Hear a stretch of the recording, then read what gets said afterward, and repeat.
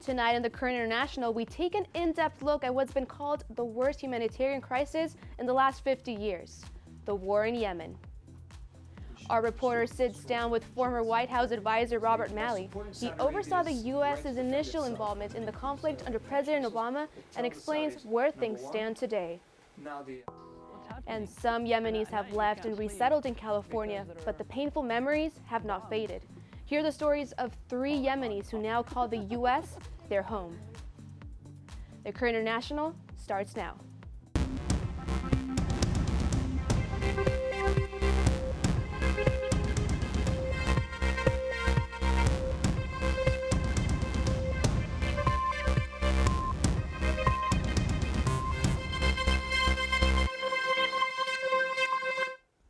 To say the war in Yemen is devastating is an understatement. The United Nations says more than 9,000 people have been killed and over 50,000 have been injured since 2015. 3 million people have been displaced and 16 million Yemenis lack access to clean water. So how did this get so bad? Good evening, I'm Claudia BUCCIO. Yemen has gone through multiple wars in the past 3 decades. It is one of the poorest Arab countries. In 2012, the country's longtime president was forced to step down. He was one of several leaders deposed during a wave of social protest known as the Arab Spring that swept through the Middle East and North Africa. Since then, 2 main factions have been controlling Yemen. The Houthis, who supported the former president Ali Abdullah Saleh, and the supporters of the new government led by Abdrabbuh Mansour Hadi and backed by Saudi Arabia, the UK, the US, and France. Since 2014, the Houthis have been trying to gain more territory in Yemen. They have been accused by Saudi Arabia and the US of accepting military and financial aid from Iran. However, Iran has denied these accusations. Al-Qaeda is also making inroads in the middle of the country. Saudi Arabia has led an airstrike campaign in Yemen since March of 2015. The UN has said civilians are under fire on all sides. For Yemenis, the cycle of violence seems endless. There is nothing justify what they are doing to us. AMMAR BASHA is a Yemeni filmmaker and activist who helped produce a documentary about the war. His hope is to raise awareness about what's taking place on the ground. What's happening now in Yemen has been neglected for a very long time. And in this film, I tried to mention a little bit that this war has started since a very long time. The UN says a child dies every 10 minutes in Yemen from preventable causes such as cholera, diarrhea, malnutrition, and breathing infections. The UN provides food, provides health services, medicines in hospitals, provides some educational help, school supplies, provides protection services and other support. But it's just not enough to meet the needs in Yemen. The needs are just too huge. Right now, I'm not planning to return to Sana'a. The war has torn thousands of families apart. Fatik al-Rodaini is a former journalist turned activist. He has been arrested 4 times. After receiving multiple threats from different groups, al-Rodaini fled the country, leaving his family behind, including his 6 children. The latest situation there is being dangerous for me.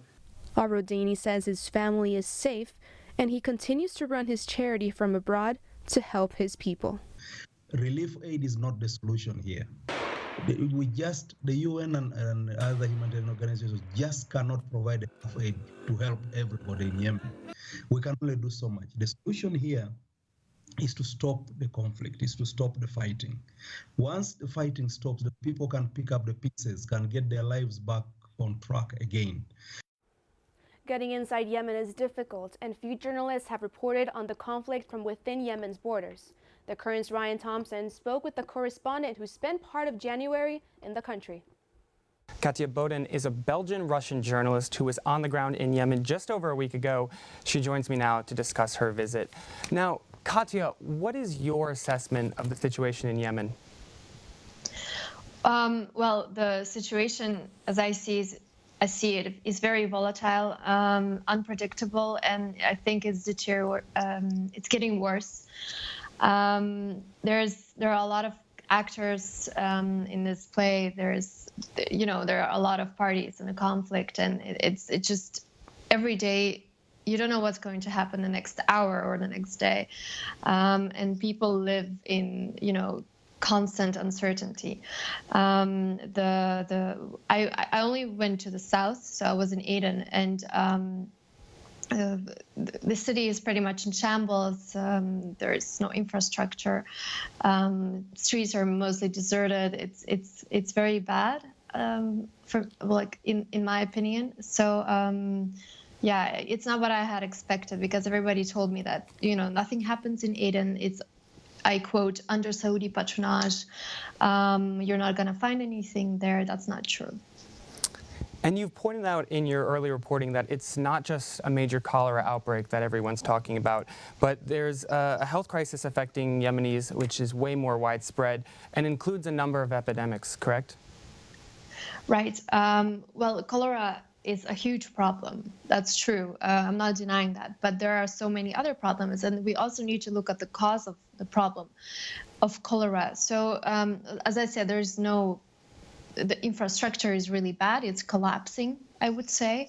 And that is the reason for these, cholera outbreaks. There's also, just this last month, there were measles and diphtheria outbreaks, diseases they haven't heard of for decades.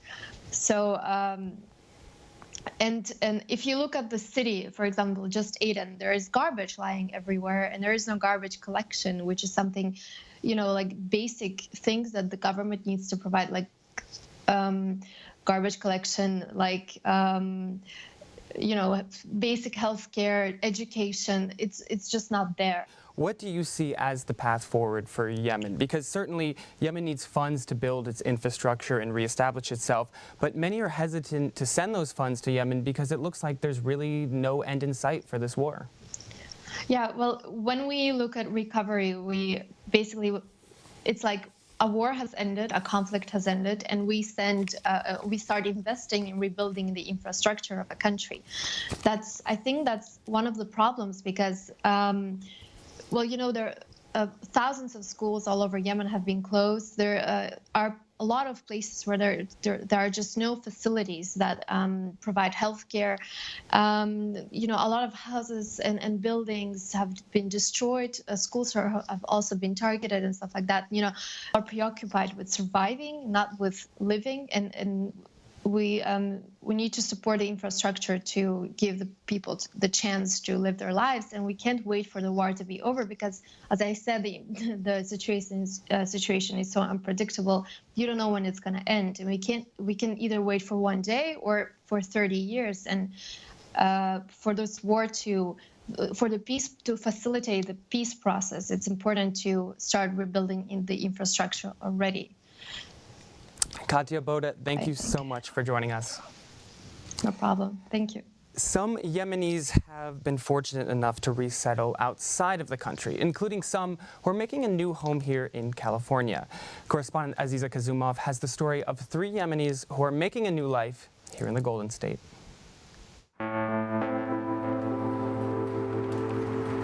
This is Yemen, just right below Saudi Arabia. And if we zoom in, this is the capital city of Sana'a. It's not that big, but this is where the family lives. So our house is right there.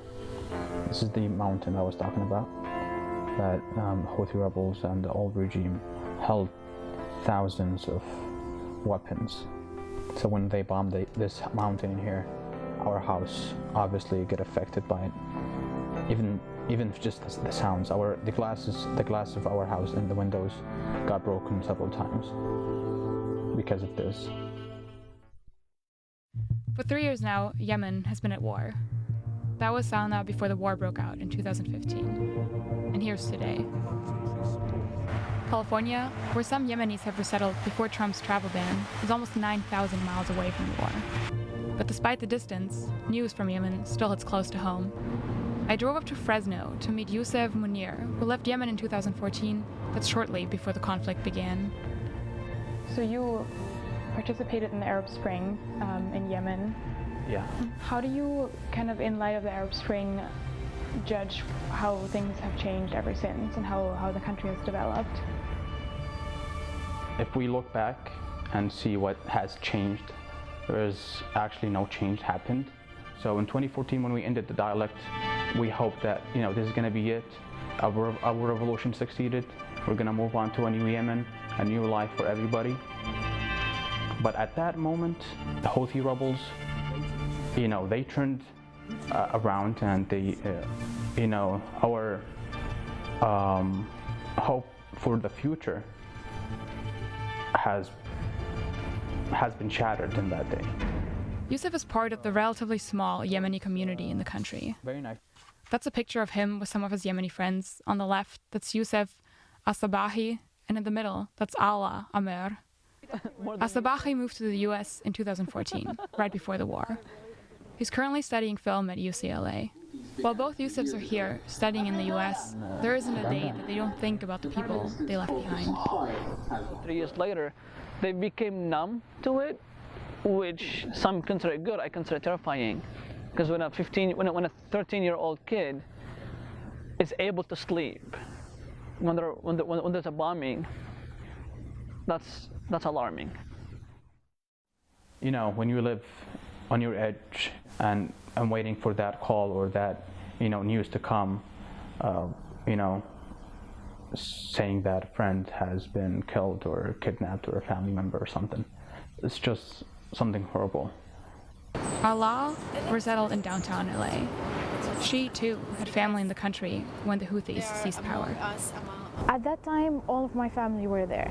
Now, it's just my sister and her family. She got married after the war.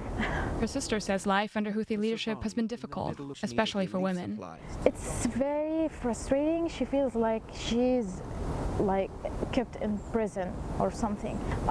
She doesn't have any power over or any control over her life or the plans that she had before.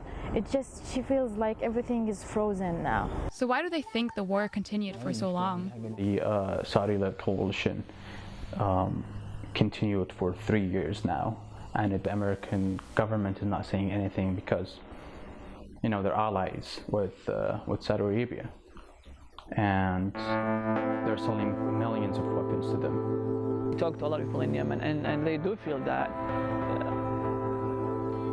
America should really stop intervening in our issues. Will things eventually change for the better in Yemen? To ALAA and her friends, they're not optimistic. But YOUSEF says he's done watching from the sidelines. I really want to go back, you know, and help when actually my country needs me. This is the time for it. Now, YOUSEF wanted to go back to Yemen before, but he feared that under Trump's travel ban, he wouldn't have been allowed back into the United States to finish his degree. And even now, there's still a chance that when he does go back after graduation, he won't be able to re-enter the United States. The war in Yemen is one of the many Middle Eastern conflicts that the U.S. has engaged in the past decade. We sat down with Robert Malley, the former White House coordinator of the Middle East, Northern Africa, and the Gulf region, to discuss the U.S.'s involvement in the country. Many have begun to recently question the role that the United States is playing in the war in Yemen, including a number of representatives in the U.S. Congress.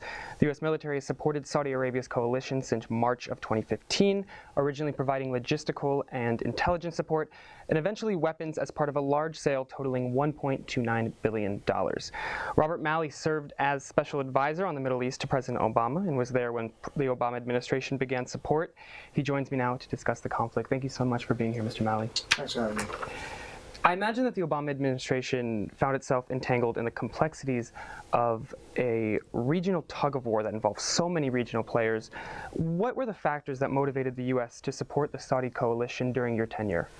So first I'd say this is not the most glorious chapter of the Obama administration's policy in the Middle East, but it does have some explanations which I'll try to give, but again, this is not to justify everything we did. Remember, this came at a time where the U.S. was negotiating with Iran on a nuclear deal. Our relations with Saudi Arabia were pretty bad already, and they told us we are going to fight in Yemen because Houthis had taken over the capital city. They had some relations with Iran, although debatable how strong they were. And Saudi Arabia said, we're going in and we need your help and your support. What President Obama decided after long debate and some hesitation was, if we don't side with them, and this was the advice of his cabinet, if we don't side with them, that could bring the relationship to breaking point at a time when, as I said, we're negotiating a deal with Iran that Saudi Arabia was very uncomfortable with. So he set some lines. He said, we're going to help Saudi Arabia defend its national security, defend its sovereignty, its own territory. We're not going to be part of the coalition that's going to attack the Houthis. Now, of course, that's a distinction that sometimes gets blurred, because some of the support you give can be used for one thing or the other. But those were his principles. We're not going to be part of the campaign targeting the Houthis, but we are going to support Saudi Arabia as it tries to defend its territory and give it the kind of intelligence and military cooperation that it needs for that. And moving forward to today, the U.S. has modified their involvement in varying degrees, but to what degree really as it stands now? So during the first part of the Trump administration, only in year one, but the first part of the first year, the Trump administration appeared to be giving the Saudi Arabia more of a blank check to prosecute the war as they wished in order to fight Iran. We have seen more recently, and you alluded to the fact that members of Congress, bipartisan Republicans and Democrats, are now raising their voices, and I think that has affected the Trump administration, which now in a slightly different posture is trying to pressure Saudi Arabia to respect international humanitarian law. We're not there yet, but there's this change in tone on the part of the administration. And those members of Congress has included the California Representative Ted Lieu, who, went as far to say these look like war crimes. Are these war crimes that Saudi Arabia is committing? So I'll leave it to those who have the evidence on the ground, human rights organizations, the United Nations, to say what is a war crime or not. What I can say is that the Obama administration was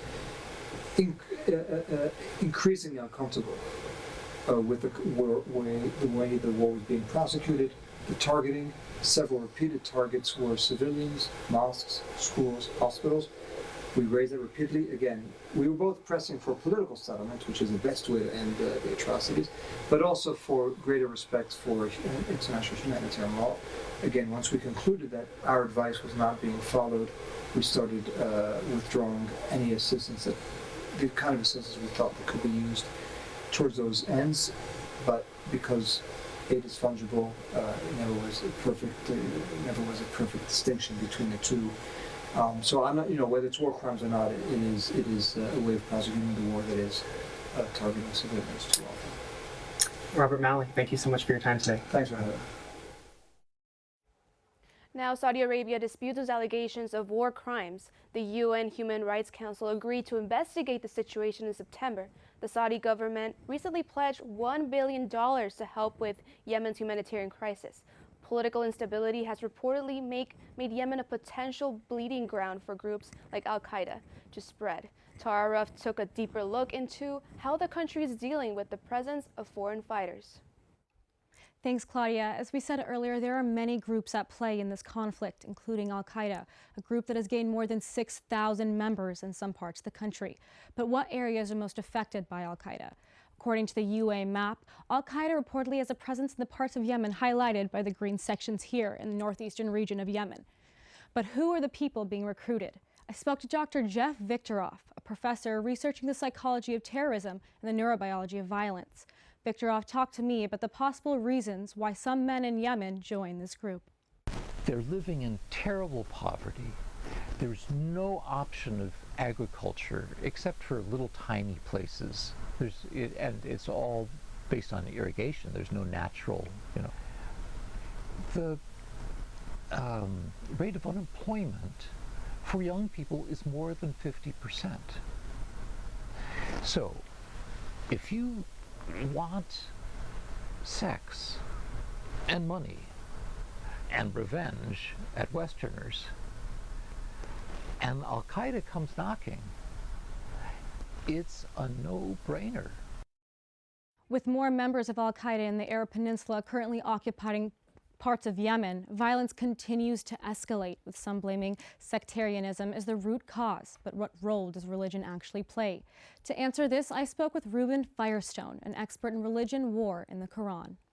If you look at the conflict in Yemen, there are lots of grievances within the country between various tribal communities and ethnic communities, as well as religious communities. But religion becomes an easy way to motivate large numbers of people to do extraordinary kinds of things, sometimes really bad, and sometimes pretty good. Firestone believes Yemen isn't the only country with disruption and dislocation. He thinks other parts of the world also contribute to the rise in violence. Back to you, Claudia. Thanks, Tara. The Career International returns in 2 weeks with another edition. Until then, get in touch with us on Facebook or Twitter and tell us what global story you'd like to learn more about. Until then, I'm Claudia BUCCIO on behalf of everyone at Annenberg Media. Good evening.